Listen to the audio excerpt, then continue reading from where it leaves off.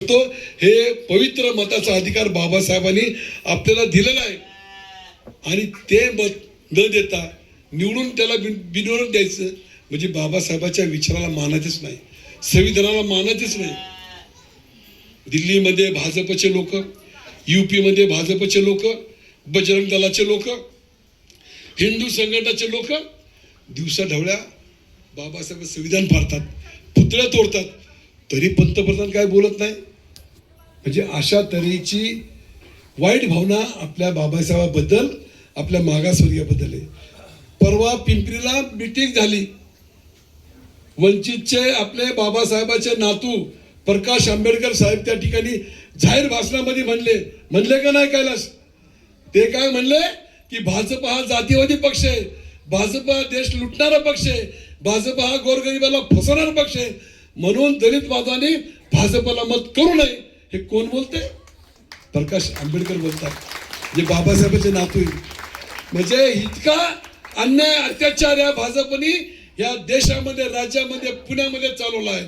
आणि म्हणून माझी तुम्हाला विनंती आहे, आज बघा काँग्रेसने 2 मुस्लिम दिलेत, रफिक भाई दिले, जुबेर भाईची बायको दिलेली, पण भाजपने पुण्यामध्ये, अख्ख्या पुण्यामध्ये विमल एक पण मुसलमानांना दिला नाही. इतकं मुसलमानाबद्दल द्वेष आहे. कधी गायवरनं भांडणं, कधी भोंग्यावरनं भांडणं, कधी बुरख्यावरनं भांडणं. म्हणजे असे भांडणं लावायचं आणि हिंदू मुसलमानामध्ये तणाव निर्माण करायचा. माळी मराठ्यामध्ये भांडणं लावायची. शिवसेना फोडली, एक शिवसेना 2 शिवसेना केले, एक राष्ट्र 2 राष्ट्रवादी केले. शिवसेनेचा बाप पण पळवला, बाळासाहेब ठाकरे, उद्धव ठाकरेचे बाप, तो बाप पण पळून दुसरी शिवसेना केली. म्हणजे अशा तऱ्हेचं फोडाफोडीचं राजकारण हे भाजप करते. आणि आता आपल्या भागामध्ये, या लोहानगर काशवाडीमध्ये त्यांना माहिती आहे की इथं मानणारा काँग्रेसला वर्ग फार मोठा आहे, इथं दलित वर्ग मोठा आहे, मुसलमान मोठा आहे. मग यांना मतं मिळणार नाही. मग काय करायचं? मग मुसलमानाची मतं, दलिताची मतं फुटण्यासाठी घड्याळाला उभं केलं. घड्याळ कोणाचं आहे? अजित पवारचा. अजित पवार कोणाचा आहे? बीजेपीच्या मांडीवर बसलाय तो, बीजेपीच्या सरकारमध्ये येतो.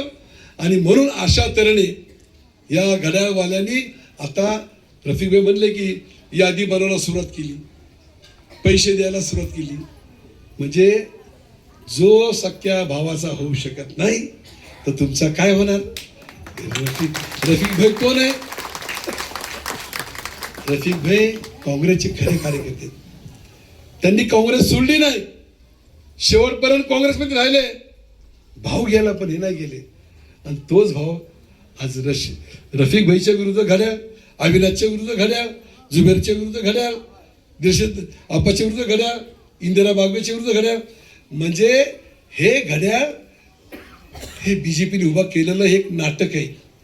त्या नाटकाला खड्ड्यामध्ये काढण्यासाठी आपण कमळ आणि घड्याळाला मतदान करू नका हा मेसेज, हा निरोप सर्व बांधवांनी ह्या सर्व काशवाडीमध्ये दिला पाहिजे.